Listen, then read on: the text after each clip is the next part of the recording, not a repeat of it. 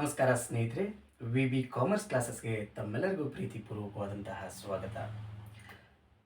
ಸ್ನೇಹಿತರೆ, ಈ ಹಿಂದಿನ ವಿಡಿಯೋದೊಳಗಡೆ ನಾವು ಬಿಸ್ನೆಸ್ ಸ್ಟ್ಯಾಟಿಸ್ಟಿಕ್ಸ್ಗೆ ಸಂಬಂಧಪಟ್ಟಂತೆ ಮೀನ್, ಮೀಡಿಯನ್, ಮೋಡ್ ಯಾವ ರೀತಿಯಾಗಿ ನಾವು ಕ್ಯಾಲ್ಕುಲೇಷನ್ ಮಾಡಬೇಕು, ಗ್ರೂಪ್ ಡಾಟಾ ಇದ್ದರೆ ಯಾವ ರೀತಿ ಕ್ಯಾಲ್ಕುಲೇಷನ್ ಮಾಡ್ತೀವಿ, ಅನ್ಗ್ರೂಪ್ ಡಾಟಾ ಇದ್ದರೆ ಯಾವ ರೀತಿ ಕ್ಯಾಲ್ಕುಲೇಷನ್ ಮಾಡ್ತೀವಿ ಅನ್ನೋದ್ರ ಬಗ್ಗೆ ನಾವು ಸ್ಟಡಿ ಮಾಡಿದ್ದೀವಿ. ನೆಕ್ಸ್ಟ್ ಇವತ್ತಿನ ವಿಡಿಯೋದೊಳಗಡೆ ನಾವು ಮೆಜರ್ಸ್ ಆಫ್ ಸೆಂಟ್ರಲ್ ಟೆಂಡೆನ್ಸಿ ಒಳಗಡೆ ಪಾರ್ಷಿಯಲ್ ವ್ಯಾಲ್ಯೂಸ್ ಅಂತ ಬರ್ತದೆ. ಈ ಪಾರ್ಷಿಯಲ್ ವ್ಯಾಲ್ಯೂಸ್ ಬಗ್ಗೆ ನಾನು ಇಂಟ್ರೊಡಕ್ಷನ್ ಕ್ಲಾಸ್ ಒಳಗಡೆ ಹೇಳಿದ್ದೀನಿ. ಯಾವುದಪ್ಪ ಪಾರ್ಷಿಯಲ್ ವ್ಯಾಲ್ಯೂಸ್ ಅಂತಂದರೆ, there are 3 partial values are there.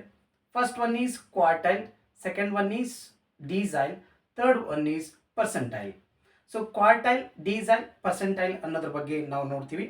ಹಾಗಿದ್ರೆ ಫಸ್ಟಿಗೆ ನಾವು ಕ್ವಾರ್ಟೈಲ್ ಬಗ್ಗೆ ಸ್ಟಡಿ ಮಾಡೋದು ಆದರೆ, ಕ್ವಾರ್ಟೈಲ್ ಮೀನ್ಸ್, ಕ್ವಾರ್ಟೈಲ್ ಅಂದರೆ quartile is a process of dividing a single unit into 4 equal parts. That means quartile ಅಂತಂದ್ರೆ dividing a single unit into 4 equal part is called as a quartile. ಅಂದ್ರೆ ಒಂದು ಅಖಂಡ ಭಾಗವನ್ನ 4 ಭಾಗಗಳಾಗಿ ವಿಭಜಿಸುವಂತ ಒಂದು ಪ್ರಕ್ರಿಯೆಗೆ ನಾವು ಕ್ವಾರ್ಟೈಲ್ ಅಂತ ಕರಿತೀವಿ. ಈ ಕ್ವಾರ್ಟೈಲ್ ಅನ್ನ ಕ್ಯೂ ಇಂದ ಇಂಡಿಕೇಶನ್ ಮಾಡ್ತಾರ, ಅದನ್ನ ನಾವು ಕ್ಯೂ ಜೆ ಇಂದ ಇಂಡಿಕೇಶನ್ ಕೂಡ ಕೊಡ್ತೀವಿ. ಹಾಗಾದ್ರೆ ಕ್ಯೂ ಅಂತಂದ್ರೆ Q means quartile, J means number of quartiles. So ಈ ಕ್ವಾರ್ಟೈಲ್ ಅನ್ನ Q1, Q2, Q3, Q4 ಅಂತೇಳಿ ನಾವು ರಿಪ್ರೆಸೆಂಟ್ ಮಾಡ್ತೀವಿ. ಹಾಗಿದ್ರೆ ಇಲ್ಲಿ ಕ್ವಾರ್ಟೈಲ್ ಅಂತ ಬಂದಾಗ ಅಪ್ಪರ್ ಕ್ವಾರ್ಟೈಲ್ ಅಂದ್ರೆ Q3, ಲೋವರ್ ಕ್ವಾರ್ಟೈಲ್ ಅಂದ್ರೆ Q1 ಅಂತ ಅರ್ಥ. ಸೊ ಈ ಕ್ವಾರ್ಟೈಲಿಗೆ ನಾವು ಆಲ್ರೆಡಿ ಏನು ಮೀಡಿಯನ್ ಒಳಗಡೆ ಫಾರ್ಮುಲಾ ಅಪ್ಲೈ ಮಾಡ್ತಿದ್ದೀವಿ, ಆ ಮೀಡಿಯನ್ ಫಾರ್ಮುಲಾನೇ ಅಪ್ಲೈ ಬರ್ತದೆ. ಬಟ್ ಸ್ವಲ್ಪ ಲಿಟಲ್ ಬಿಟ್ ಚೇಂಜಸ್ ಆಗ್ತದೆ. ಏನಂತಂದ್ರೆ ಇಲ್ಲಿ ಜೆ ಅನ್ನುವಂಥ ಫ್ಯಾಕ್ಟರ್ ಬರ್ತದೆ. That means number of quartiles ಅಂದ್ರೆ it may be a 1, it may be a 2, it may be a 3, it may be a 4. ಈ ರೀತಿ ನಾವು ಫ್ಯಾಕ್ಟರ್ಸ್ ಅನ್ನ ನೋಡ್ತಾ ಹೋಗ್ತೀವಿ. ಪ್ರತಿಯೊಂದಕ್ಕೂ ಕೂಡ ಇಲ್ಲಿನೂ ಕೂಡ ನಾವು ಡಿಸ್ಕ್ರೀಟ್ ಫ್ರೀಕ್ವೆನ್ಸಿ ಡಿಸ್ಟ್ರಿಬ್ಯೂಷನ್ ಡಾಟಾ ಇದ್ರೆ ಹೆಂಗೆ ಕ್ಯಾಲ್ಕುಲೇಷನ್ ಮಾಡಬೇಕು, ಗ್ರೂಪ್ಡ್ ಡಾಟಾ ಅಂದ್ರೆ ಕಂಟಿನ್ಯೂಸ್ ಫ್ರೀಕ್ವೆನ್ಸಿ ಡಿಸ್ಟ್ರಿಬ್ಯೂಷನ್ ಡಾಟಾ ಇದ್ರೆ ಹೆಂಗೆ ಕ್ಯಾಲ್ಕುಲೇಷನ್ ಮಾಡಬೇಕು ಅನ್ನೋದನ್ನ ನಾವು ನೋಡ್ತೀವಿ. ಹಾಗಿದ್ರೆ ನಾವಿಲ್ಲಿ ಅನ್ಗ್ರೂಪ್ಡ್ ಡಾಟಾ ಬಂದಾಗ, that means ungrouped or discrete frequency distribution data ಅಂತ ಇದ್ದಾಗ ನಮ್ಗಿಲ್ಲಿ quartile is equals to Q J is equals to size of J n plus 1 divided by 4th item. So ಇಲ್ಲಿ ನಾವು ಅನ್ಗ್ರೂಪ್ಡ್ ಡಾಟಾ ಇದ್ದಾಗ ಈ formula apply ಮಾಡ್ತೀವಿ. That is Qj is equals to size of Jn plus 1 divided by 4th item. Here the n is equals to number of observations, J is equals to number of quartile, that is Q1, Q2, Q3, Q4.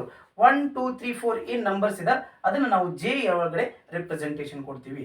ಹಾಗಾದ್ರೆ grouped data ಇದ್ದಾಗ, again grouped data ಇದ್ದಾಗ Q J is equals to L1 plus J N by 4 minus C F divided by F into I. So previous ನಾವು median calculation ಮಾಡುವಾಗ ಈ formula apply ಮಾಡಿದ್ವಿ.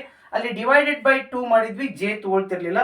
But ಇಲ್ಲಿ divided by 4 ಮಾಡಬೇಕು, J ತಗೊಳ್ಬೇಕು.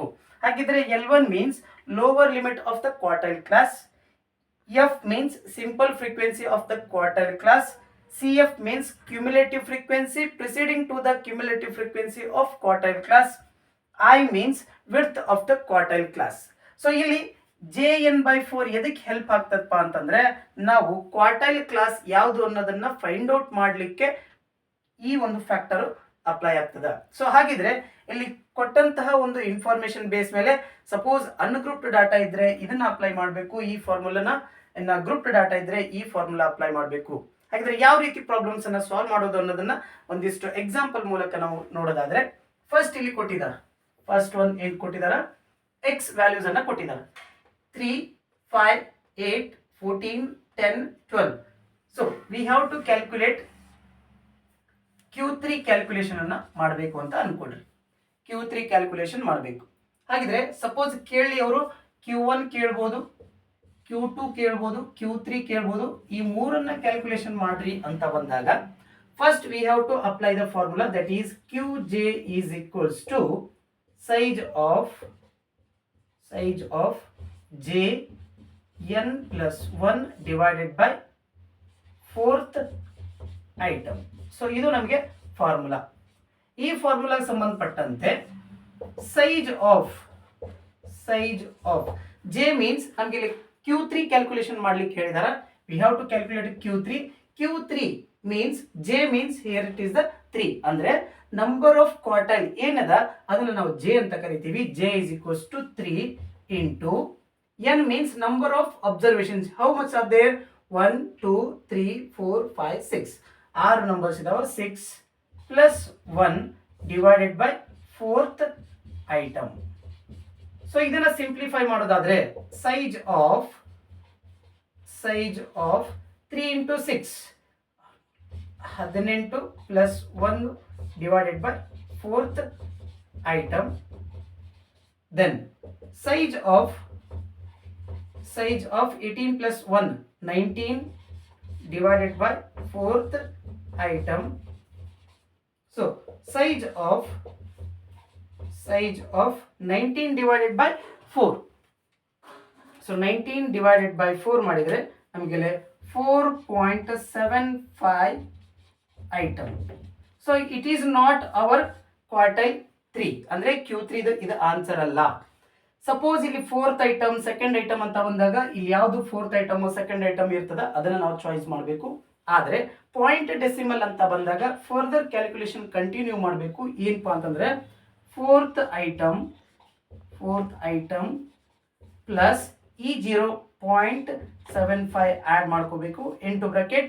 Next item ತಗೋಬೇಕು fifth item minus fourth item. So ಇಲ್ಲಿ fourth item ಯಾವ್ದದ ರೀ 1 2 3 4 ಅಂದ್ರೆ 14 plus 0.75 into bracket. Fifth item 10 ಅದ 10 minus 14. So 14 plus 0.75 as it is. So 10 minus 14 ಮಾಡಿದ್ರೆ ಮೈನಸ್ 4 ಬರ್ತದ. ಸೊ 14 ಪ್ಲಸ್ 0.75 ಅದನ್ನ ಆಡ್ ಮಾಡ್ಕೊಳ್ಳೋದಕ್ಕಿಂತ ಇಲ್ಲಿ ಪ್ಲಸ್ ಇಂಟು ಮೈನಸ್ ಬರ್ತದ. 4 into 0.75 is 3. So Q3 is equals to 14 minus 3 ಮಾಡಿದ್ರೆ 11 is the answer. This is how we have to calculate. Suppose point decimal ಬಂದಾಗ ನಾವು ಈ ರೀತಿ ಇದನ್ನ ಫರ್ದರ್ ಕ್ಯಾಲ್ಕುಲೇಷನ್ ಅನ್ನ ಮಾಡ್ತಾ ಹೋಗಬೇಕು. ಇನ್ನು ನೆಕ್ಸ್ಟ್ ನಮಗೆ ಡಿಸ್ಕ್ರೀಟ್ ಫ್ರೀಕ್ವೆನ್ಸಿ ಡಿಸ್ಟ್ರಿಬ್ಯೂಷನ್ ಅಂದ್ರೆ ಫ್ರೀಕ್ವೆನ್ಸಿ ಕೊಟ್ಟಿದಾರ, ಎಕ್ಸ್ ಕೊಟ್ಟಿದಾರ. ಅವಾಗಲೂ ಕೂಡ ಸೇಮ್ ಫಾರ್ಮುಲಾ ಅಪ್ಲಿಕೇಬಲ್ ಆಗ್ತದ, ಸ್ವಲ್ಪ ಚೇಂಜ್ ಮಾಡ್ತೀವಿ.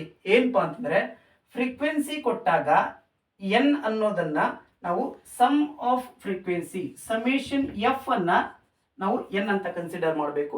ಜೊತೆಗೆ ಇನ್ನೊಂದು ಕಾಲಮ್ ಅನ್ನ ಕ್ಯಾಲ್ಕುಲೇಷನ್ ಮಾಡ್ಕೋಬೇಕು ಸಿ ಎಫ್ ಅಂತೇಳಿ ಕ್ಯಾಲ್ಕುಲೇಷನ್ ಮಾಡಬೇಕು. ಈ ಸಿ ಎಫ್ ಹೆಂಗ್ ಕ್ಯಾಲ್ಕುಲೇಷನ್ ಮಾಡ್ತೀವಿ ಅಂತಂದ್ರೆ ಇದನ್ನ ಆಡ್ ಮಾಡ್ತಾ ಬರ್ತೀವಿ. Like 3 as it is 3 plus 5 8 8 plus 8 16 plus 14 30 plus 10 40. So summation F is equals to 40. So ಇದನ್ನ ನಾವು ಅಬ್ಸರ್ವ್ ಮಾಡ್ತೀವಿ.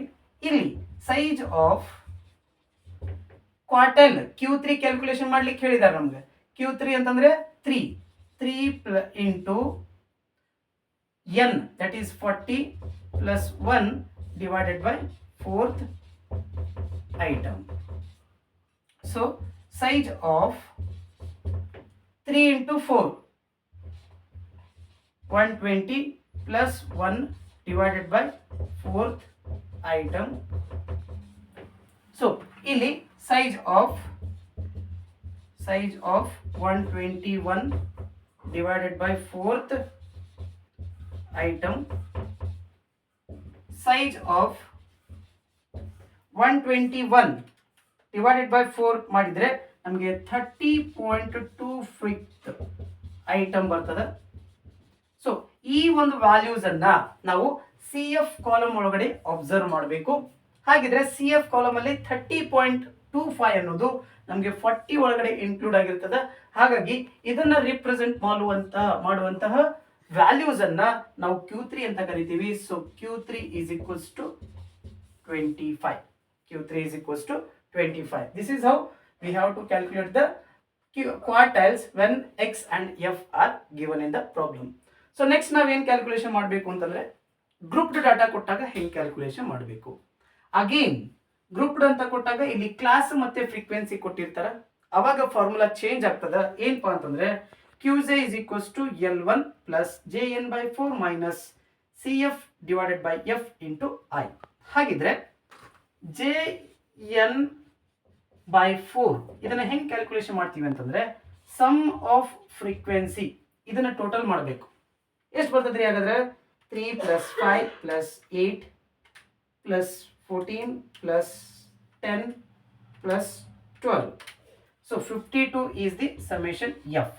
So ಈ ವ್ಯಾಲ್ಯೂವನ್ನು ತಗೋಬೇಕು. J ಅಂದ್ರೆ Q3 3 into 52 divided by 4 ಮಾಡಿದ್ರೆ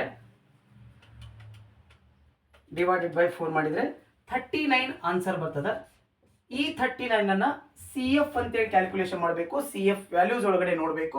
CF ಅನ್ನೋದನ್ನ ಅಪ್ಗ್ರೇಡ್ ಇಂದ ಆಡ್ ಮಾಡ್ಕೊಂತ ಬರ್ತೀವಿ. That is 3 plus 5 8 plus 16 plus 30 plus 40 plus 52. So ಈ 39 ಅನ್ನೋದು ಎಲ್ಲಿ ಇನ್ಕ್ಲೂಡ್ ಆಗಿದೆ ಅಂತಂದ್ರೆ ಇಲ್ಲಿ ನಾವು 40 ಒಳಗಡೆ 39 ಅನ್ನೋದು ಇನ್ಕ್ಲೂಡ್ ಆಗಿರ್ತದ. ಹಾಗಿದ್ರೆ ಅದರ ಕ್ಲಾಸ್ ರಿಪ್ರೆಸೆಂಟೇಟಿವ್ ಯಾವ್ದು ಆಗ್ತದ ಅಂತಂದ್ರೆ class is equals to 40 to 50. ಇದರಲ್ಲಿ L1 ಲೋವರ್ ಲಿಮಿಟ್ ಅಂದ್ರೆ 40, CF ಅಂತಂದ್ರೆ ಇದರ ಹಿಂದಿನ ವ್ಯಾಲ್ಯೂ 30, F ಅಂದ್ರೆ ಇದರ ಫ್ರೀಕ್ವೆನ್ಸಿ ದಟ್ ಈಸ್ 10, I ಅಂತಂದ್ರೆ ವಿಡ್ತ್ ದಟ್ ಈಸ್ ಆಲ್ಸೋ 10.